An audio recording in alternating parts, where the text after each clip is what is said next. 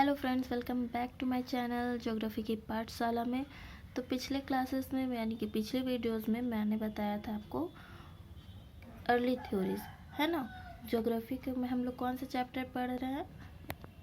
तो ज्योग्राफी में हम लोग क्लास 11 का सेकेंड चैप्टर पढ़ रहे हैं, the origin and the evolution of the earth. उसमें हम लोगों ने पिछले वीडियोज़ में पढ़ा था ओरिजिन ऑफ द अर्थ यानी कि अर्ली थ्योरीज। तो आज हम बात करेंगे मॉडर्न थ्योरीज के बारे में। मॉडर्न थ्योरीज में क्या होता है, मतलब मॉडर्न थ्योरीज में जो भी जोग्राफर्स थे उन लोगों ने क्या कहा कि अर्ली थ्योरीज में किस चीज़ के बारे में बात हुआ था, अर्थ के बारे में। तो उन लोगों ने अर्थ का पता लगा रहे थे वो लोग कि अर्थ का ओरिजिन कैसे हुआ। लेकिन वही मॉडर्न थ्योरीज में उन लोगों ने बोला, जो भी जोग्राफर्स थे या जो साइंटिस्ट थे उन लोगों ने बोला कि आप लोग अर्थ के पीछे मत भागिए, आप लोग पता कीजिए कि यूनिवर्स पूरा हमारा कैसे बना, तो हमें खुद पता चल जाएगा कि अर्थ कैसे बना है। ठीक है, तो उन लोगों ने फिर बहुत सारे अपने हाइपोथेसिस दिए। हाइपोथेसिस मतलब अपना जो भी उन लोगों को लगता है, जो लोगों को लगता है उसे रियलिस्टिक में मतलब प्रूफ करने की कोशिश की। तो उसमें जो हमारा सबसे पॉपुलर थ्योरी एक आया वो कौन सा था? Big bang theory. Big bang theory को हम लोग और क्या बोलते हैं? Expanding universe hypothesis. ठीक है, एक्सपैंडिंग यूनिवर्स हाइपोथेसिस। तो ये जो एक्सपैंडिंग यूनिवर्स हाइपोथेसिस है ये किसने दिया? एडविन हम्बल ने। कब दिया? 1920 में। इनके अकॉर्डिंग इनका ये कहना था, ये एविडेंस प्रोवाइड हमें करते हैं किस चीज़ के बारे में, कि जो हमारा यूनिवर्स है वो एक्सपैंड कर रहा है, मतलब हमारा यूनिवर्स एक्सपैंड होते जा रहा है। जैसे एट द टाइम पासेस, मतलब जैसे जैसे हमारा टाइम पास हो रहा है वैसे, मतलब टाइम पास वाला नहीं, टाइम पास मतलब जैसे जैसे हम आगे बढ़ते जा रहे हैं, हमारा ज़िंदगी आगे बढ़ रहा है, तो वैसे ही जो गैलेक्सीज हैं वो भी धीरे धीरे एक्सपैंड हो रहे हैं। मतलब हम एक एग्जांपल देख लेते हैं, जैसे बैलून आप ले लीजिए। बैलून में क्या करेंगे, हमें मार्क बना लेंगे, एक डॉट। ठीक है, जैसे ही हम बैलून को फुलाएंगे तो ये क्या होगा, देखेंगे कि इसका जो एरिया था पहले, इतना बलून है, उसका एरिया कितना है, इतना ही। जैसे देख लीजिए एग्जांपल, ये एक बलून है, यहाँ पे हम इसमें एक डॉट मार्क कर दिए, लेकिन अभी इसका एरिया इतना है। जैसे जैसे हम इसमें हवा भरेंगे इसका क्या होगा, एरिया बड़ा होते जाएगा। ये डॉट तो यहीं रहेगा, लेकिन बस इसका जो स्पेस रहेगा, है ना। या फिर दो डॉट कर लीजिए, इसका स्पेस क्या होगा, ये यहाँ पे आ जाएगा, इसका स्पेस क्या हो जाएगा, एक्सपैंड हो जाएगा।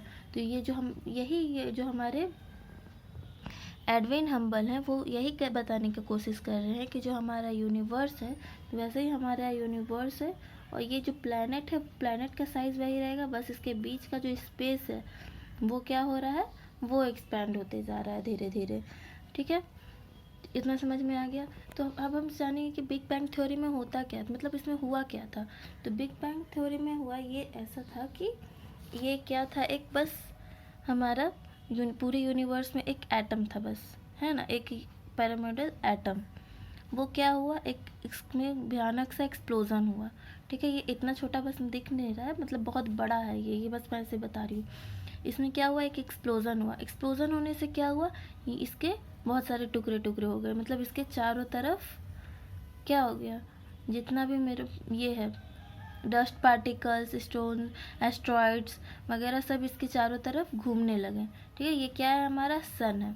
सन का क्या हुआ है, एक्सप्लोजन हुआ है। उससे क्या कि फिर जब ये अलग अलग हुआ तो इससे क्या बना, बहुत सारे प्लैनेट, जैसे कि Earth, Mars, Jupiter, Saturn, Neptune, Uranus, जो भी हमारे 8 प्लैनेट्स हैं, स्टार्स हैं। ठीक है, और भी जो बहुत सारे अभी क्या है हमारे यूनिवर्स में एस्ट्रॉइड्स वगैरह घूमते रहते हैं, लेकिन है हमारा 8 प्लैनेट्स टोटल। तो ये सब क्या बन गया, इसी से हमारा प्लैनेट बन चुका है। ठीक है, तो इससे समझ में आ गया आप लोगों को कि हमारा बिग बैंग थ्योरी क्या है। बिग बैंग थ्योरी में एक भयानक से एक्सप्लोजन हुआ सन में, उससे फिर ये टूट के क्या बना है, ढेर सारा प्लैनेट्स और स्टार्स, सब कुछ इसी से बने, एस्ट्रॉइड्स वगैरह। ठीक है, तो अब हम पढ़ेंगे हमारे सोलर सिस्टम के बारे में। ठीक है, तो यहाँ देख लेती है आप लोग। तो हमारे सोलर सिस्टम में क्या क्या है, कितने प्लैनेट्स हैं, 8 प्लैनेट्स सोलर सिस्टम है। ठीक है, 4.6 बिलियन ईयर्स अगो ये बना है ना, इतना पहले बना है, आज से इतना साल पहले बना है। ठीक है। अब सोलर सिस्टम में क्या क्या रहता है, तो क्या क्या रहता है सोलर सिस्टम में?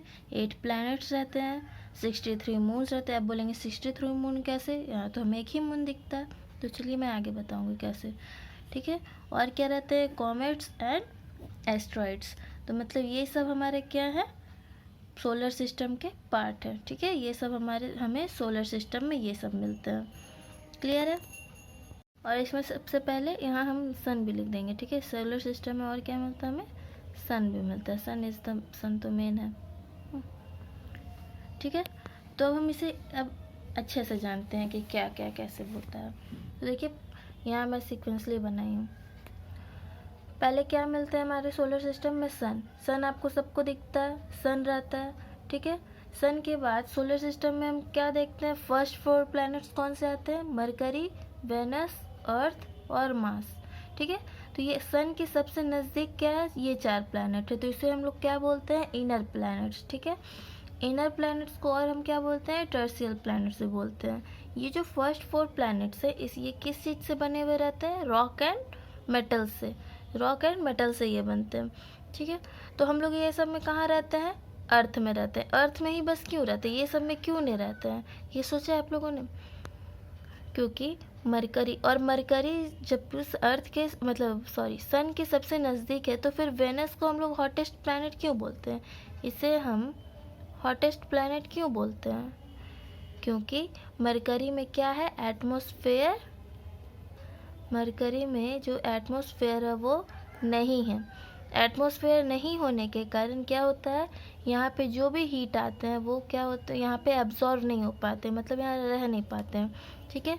और वेनस में तो है एटमॉस्फेयर, लेकिन यहाँ पे क्या है? बहुत ज़्यादा गर्मी है, टेम्परेचर बहुत ज़्यादा है, 200-300 अप्रॉक्स चला जाता है डिग्री सेल्सियस में, तो वहाँ हम लोग रह नहीं सकते हैं। और अर्थ में क्या है? यहाँ पे एटमॉस्फेयर है, और क्या है? मतलब सारे बायोस्फेयर हमारे है ना, लिथोस्फेयर, हाइड्रोस्फेयर और एटमॉस्फेयर। और यहाँ पे टेम्परेचर भी हमारे रहने के लिए अच्छा है, तो इसलिए हम लोग यहाँ पे रहते हैं। और ये सब चीज़, ये सारे प्लैनेट्स में हमें क्या मिलते हैं? Rocks and metals. मतलब अर्थ में ही देख लीजिए, अर्थ में क्या रहता है? किस पे हम लोग रहते हैं? रॉक्स में। और हमें अर्थ के अंदर से क्या मिलता है? मेटल्स मिलता है। तो ये किस चीज़ से बने हैं? रॉक एंड मेटल से। इस चारों प्लैनेट के बाद हमें क्या देखने को मिलता है सोलर सिस्टम में? बेल्ट ऑफ एस्ट्रॉइड्स, ठीक है।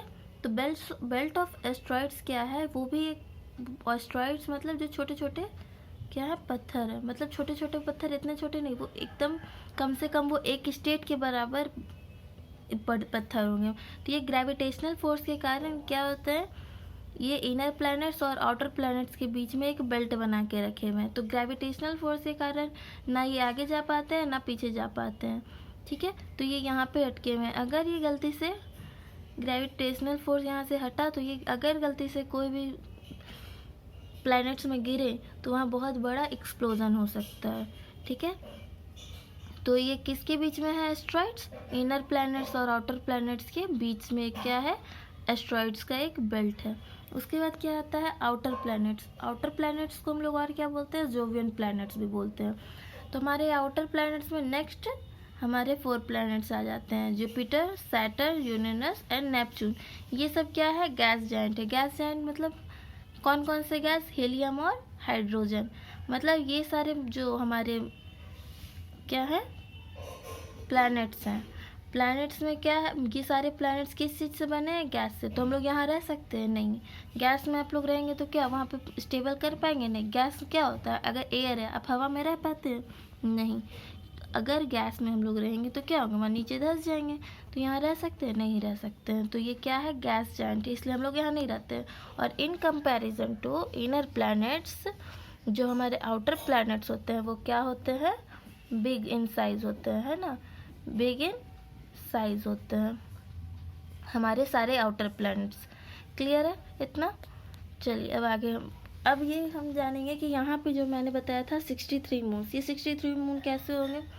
तो एक मून तो हमारा कहाँ मिलता है? अर्थ है। ये हमारा क्या है?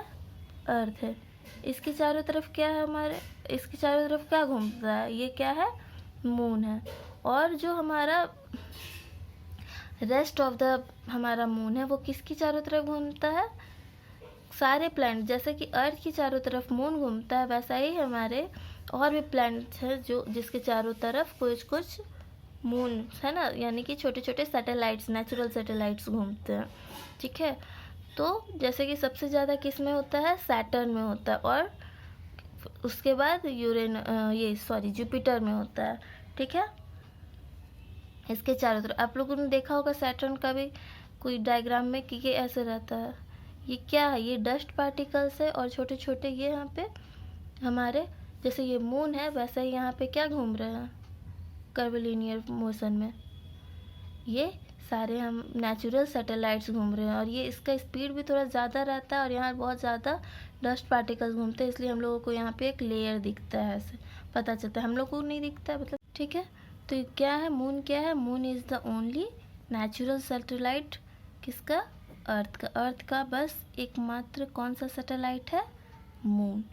ठीक है, इतना क्लियर है। तो फ्रेंड्स आई होप आपको इस वीडियो से कुछ हेल्प मिली होगी। अब इसका नेक्स्ट पार्ट मैं नेक्स्ट वीडियो में अपलोड कर दूँगी।